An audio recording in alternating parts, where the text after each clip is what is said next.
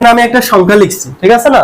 তো সংখ্যাটা হচ্ছে এক্স টা হচ্ছে কি আমার চলক, এটা হচ্ছে কি আমার চলক। তো চলক জিনিসটা কি আমি তোমাকে বলছি, চলক সময়ের সাথে সাথে কি চলক পরিবর্তন হয়। কিভাবে সময়ের সাথে সাথে পরিবর্তন হয়? চলক হচ্ছে বিভিন্ন লেটার, আমরা ইচ্ছা মতো চলক দিতে পারি, যেমন এ বি সি ডি, এর পরে বাংলা হইলে ক খ গ ঘ, এগুলো আমরা চলক দিতে পারি। এবার হচ্ছে কি সহগ। কি সহগ? হচ্ছে আমার চলকের সাথে যে সংখ্যাটা থাকবে, আমরা 1 2 3 4 5 6, এগুলো হচ্ছে কি আমার সহগ। এখন এই উপরে যে সংখ্যাটা আছে ওইটা কি আমার পাওয়ার, এটাকে কি বলা হয়? পাওয়ার। তো এইটাকে পাওয়ার, কেউ বলে পাওয়ার, কেউ বলে ঘাত, কেউ বলে সূচক, কেউ বলে মাত্রা, মাত্রা, আবার কে বলে কি ইন্ডেক্স। তো চলো, এখানে যে পাওয়ারটা আছে এক একজনে এক এক নাম দেয়, কে বলে পাওয়ার, কে বলে ঘাত, কে বলে সূচক, কে বলে মাত্রা, কে বলে ইন্ডেক্স। এমসিকিউ এরকম আসে, বলে একটা প্রশ্ন দেওয়া আছে, বলে এটার ঘাত কত, বলবে এটার ইন্ডেক্স কত, এটার মাত্রা কত, এটার সূচক কত। তুমি যারা বলছো এটা সূচক কত, তুমি একদম হা করে তাকায় আছো, সূচকটা কি? তো এটা বিভিন্ন নাম আছে, কটা নাম আছে? 5টা নাম আছে। সূচক যে কথা, পাওয়ার একই কথা, ঘাত একই কথা, ইন্ডেক্সের একই কথা। তো আমি বুঝতে পারছি তোমার সহগ কোনটা, চলক কোনটা, পাওয়ার বা ঘাত বা ইন্ডেক্স কোনটা।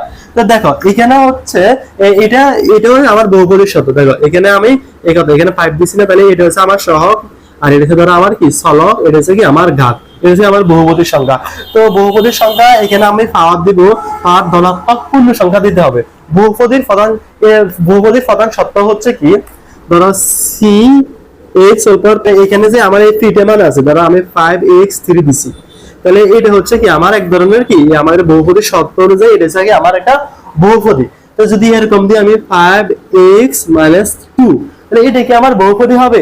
না, এটা বহুপদী হবে না। কেন বহুপদী হবে না?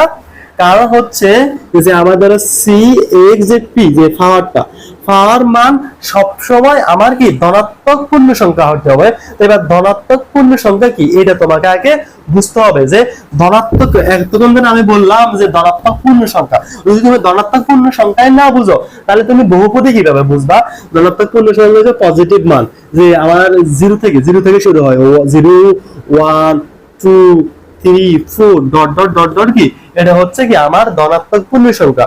আর এদিকে যদি আমি যাই, ধরো -1 -2, এরপরে ধরো -3, এগুলো হচ্ছে ঋণাত্মক আর কি।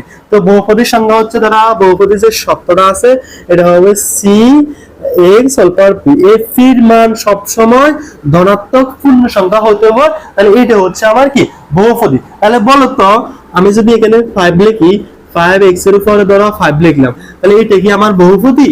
হ্যাঁ, অবশ্যই এটা বহুপদী, কারণ এই আমার যে পাওয়ারটা আছে, পাওয়ারটা কি ধনাত্মক, তাহলে এটা হচ্ছে আমার বহুপদী। এখন ধরো আমি এখানে লিখলাম 3, ধরো y লিখলাম, এরপরে -1 লিখলাম, তাহলে এইটা কি আমার বহুপদী? অবশ্যই এটা আমার বহুপদী না। কারণ কি, এখানে আমার মাইনাস আছে। তাহলে মূলত বহুপদীর সংজ্ঞাটা হচ্ছে যে আমি যে উপরে যে পাওয়ারটা দিব, পাওয়ারটা সব সময় ধনাত্মক পূর্ণ সংখ্যা হতে হবে, তাহলে কি আমার এটা বহুপদী হবে।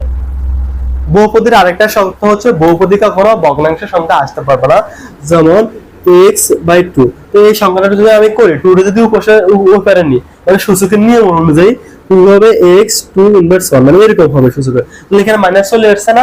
তো বহুপদীর মূলত হচ্ছে বহুপদীতে কখনো পাওয়ার মাইনাস আসতেই পারবে না। তো এখন আমরা কয়েকটা বহুপদীর উদাহরণ বুঝাবো, উদাহরণ বুঝলে তুমি আরো ক্লিয়ার হবা। হ্যাঁ, আমি এখানে কয়েকটা উদাহরণ লিখছি, এখন উদাহরণগুলো দেখে বলো তো এগুলো কি বহুপদী। প্রথম হচ্ছে এটা কি বহুপদী?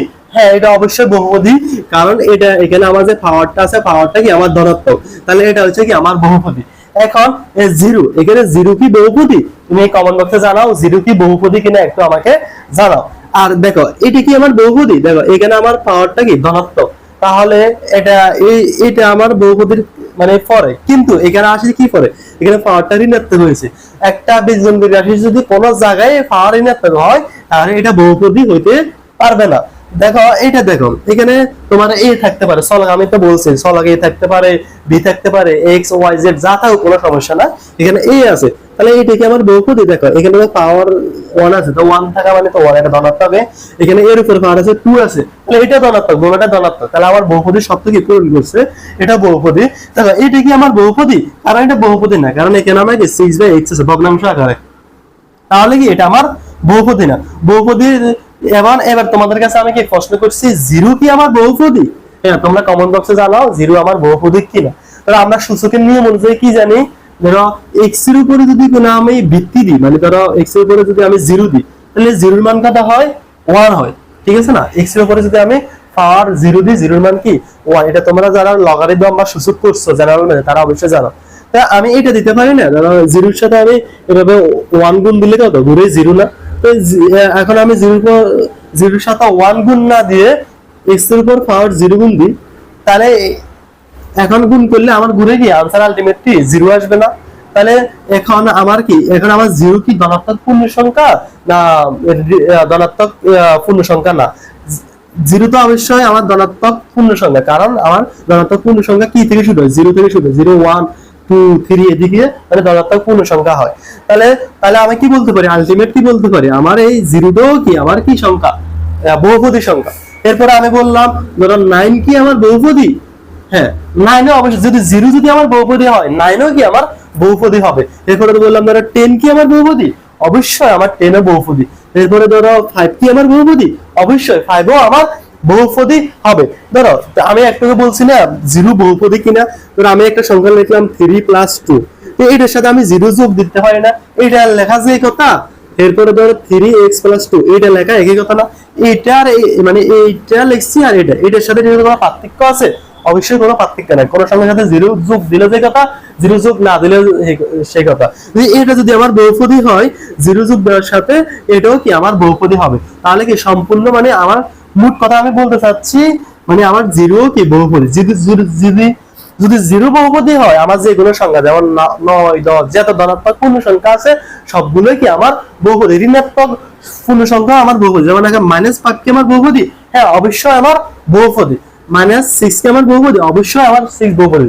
এবার বলো 6 এর উপরে -1 এটা কি আমার বহুপদী, না এটা আমার বহুপদী না, কারণ এখানে আমার পাওয়ারটা কত, ঋণাত্মক।